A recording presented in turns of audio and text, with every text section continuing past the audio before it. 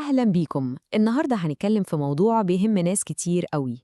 السؤال اللي دايما بيتكرر: أنا عايز أبدأ جيم وأظبط جسمي بس تايه ومش عارفة أبتدي منين. والحقيقة كلنا بنبقى في نفس الحيرة دي وسط بحر المعلومات اللي بنشوفه كل يوم.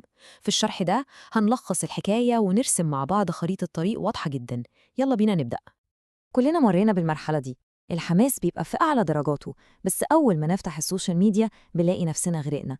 واحد يقولك اقطع كربوهيدرات خالص، والتاني يقولك لازم تتمرن 7 أيام في الأسبوع، وواحد تالت يخترع نظام محدش سمع عنه قبل كده. طبيعي جدا نحس باللخبطة دي، بس ما تقلقش خالص، النهاردة هنبسط كل الكلام ده. يعني في الكام دقيقة الجايين دول هتاخد الزتونة. هنديلك خريطة طريق واضحة ومختصرة فيها كل الأساسيات اللي محتاج تعرفها عشان تبني أساس صح، سواء كان هدفك تنزل في الدهون أو تزود عضلات. مستعد؟ تمام قوي. خلونا نبدأ بأهم قطعة في البازل كله، أساس اللعبة من أولها لآخرها: الطاقة. كل حاجة في التغذية بتلف وتدور حوالين مفهوم بسيط اسمه السعرات الحرارية. لو فهمنا النقطة دي كويس صدقني باقي الرحلة هيبقى سهل جدا. ببساطة شديدة، السعرات الحرارية أو الكالوريز دي هي البنزين بتاع جسمك. بالظبط زي ما العربية محتاجة بنزين عشان تتحرك، جسمك محتاج طاقة من الأكل عشان قلبك يفضل ينبض، عشان تتنفس وتقوم وتتحرك. كل أكل بناكله فيه كمية معينة من الطاقة دي. طيب، نيجي بقى لمصطلح سعرات الثبات. ده يعتبر الرقم السحري بتاعك. دي كمية السعرات اللي لو أكلتها كل يوم وزنك على الميزان هيفضل ثابت زي ما هو بالظبط. الرقم ده هو نقطة الانطلاق بتاعتنا اللي هنبني عليها أي هدف جاي، سواء هنزود عنه أو هنقلل منه. وهنا بقى اللعبة كلها بتتلخص في المعادلة البسيطة دي. لو عايز تخسر دهون، لازم الطاقة اللي داخلة جسمك تكون أقل من اللي بتصرفها. يعني ببساطة بنعمل حاجة اسمها عجز سعرات. طيب لو الهدف هو زيادة العضلات، بنعمل العكس تماماً. لازم الطاقة اللي داخلة تكون أكتر، وده بنسميه فائض سعرات. الموضوع بالبساطة دي مفيش أي سحر أو طريق تالت. أوكي، بعد ما فهمنا كمية الطاقة اللي محتاجينها، لازم نعرف الطاقة دي نفسها جاية منين. وهنا بيجي دور أبطال القصة بتوعنا، الماكروز أو المغذيات الكبرى، وهم الثلاثة اللي كلنا عارفينهم: البروتين والدهون والكربوهيدرات. السعرات اللي حسبناها دي لازم تتقسم على الثلاث عناصر اللي قدامنا دول: البروتين، وده الطوب اللي بيبني العضلات.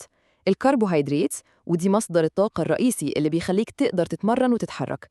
والدهون الصحية اللي ليها دور أساسي في الهرمونات ووظائف الجسم المهمة. التوازن ما بينهم هو سر النجاح، مش إننا نلغي عنصر منهم تماماً زي ما بنسمع. طيب إزاي نحسب الحسبة دي عملياً؟ الموضوع أسهل بكتير مما تتخيل. بص، أول حاجة هتدخل على أي حسبة سعرات أونلاين عشان تعرف رقم سعرات الثبات بتاعك. تاني خطوة، هنحدد أهم عنصر: البروتين. اضرب وزنك في رقم بين 1.6 و2.5، وخلينا نبدأ ب2 جرام لكل كيلو، دي بداية ممتازة. تالتاً، الدهون الصحية، هنديها حوالي 20% من إجمالي السعرات. وأخيراً، أي سعرات فضلت معانا هتروح للكربوهيدرات اللي هتديك باور في التمرين. بسيطة خالص أهي. واحد من أكبر الأسباب اللي بتخلي الناس تفشل في الدايت هو الملل. فكرة إنك لازم تاكل كل يوم فراخ مشوية ورز وبروكلي. بس الحل موجود في فكرة عبقرية اسمها جداول البدايل، أو الأكل بمرونة. ودي الأداة اللي هتخليك تكمل من غير ما تحس إنك محروم. ركز معايا في المعلومة دي عشان هتغير مفهومك خالص.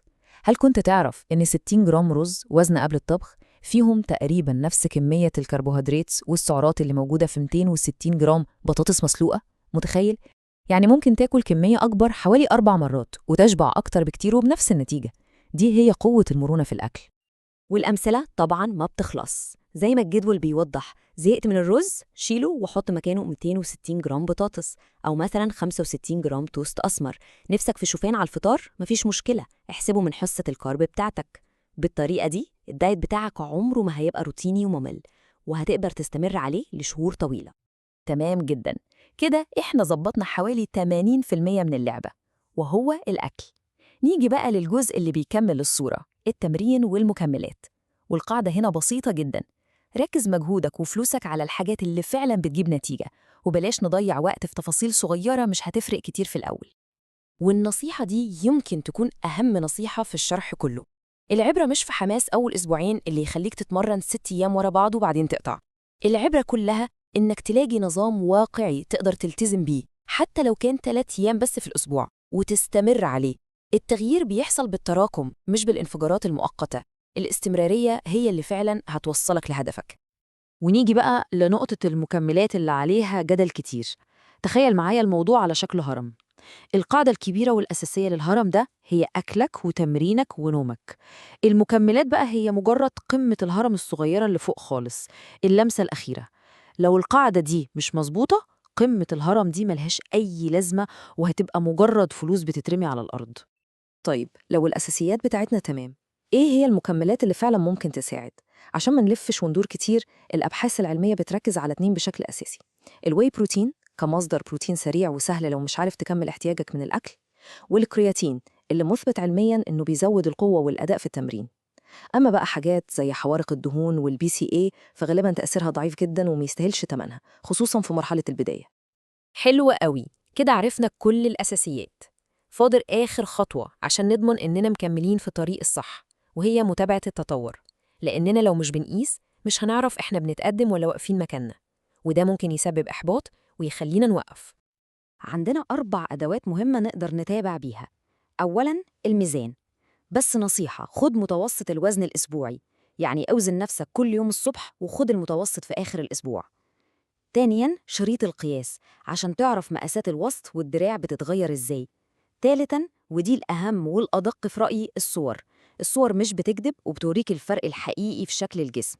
وأخيراً إحساسك العام، طاقتك بقت عاملة إزاي، صحتك ونشاطك، دي مؤشرات مهمة قوي. وفي النهاية بنرجع تاني لأهم كلمة قلناها النهاردة: الاستمرارية. كل المعلومات اللي فاتت دي ممتازة، بس من غير استمرارية ملهاش أي قيمة. التزامك بالأساسيات البسيطة دي يوم ورا يوم، أسبوع ورا أسبوع، هو ده اللي هيصنع الفرق الحقيقي، وهو ده اللي هيوصلك لمكان عمرك ما كنت تتخيل إنك ممكن توصل له. دلوقتي الخريطة بقت في إيدك والأدوات معاك، ما بقاش في أي حاجة تمنعك إنك تبدأ بداية صح وواعية. السؤال دلوقتي مش هل أنت جاهز، السؤال هو هتبدأ إمتى؟ ابدأ من النهاردة، خد أول خطوة، وصدقني الرحلة هتبقى أسهل وأمتع مع الوقت. بالتوفيق.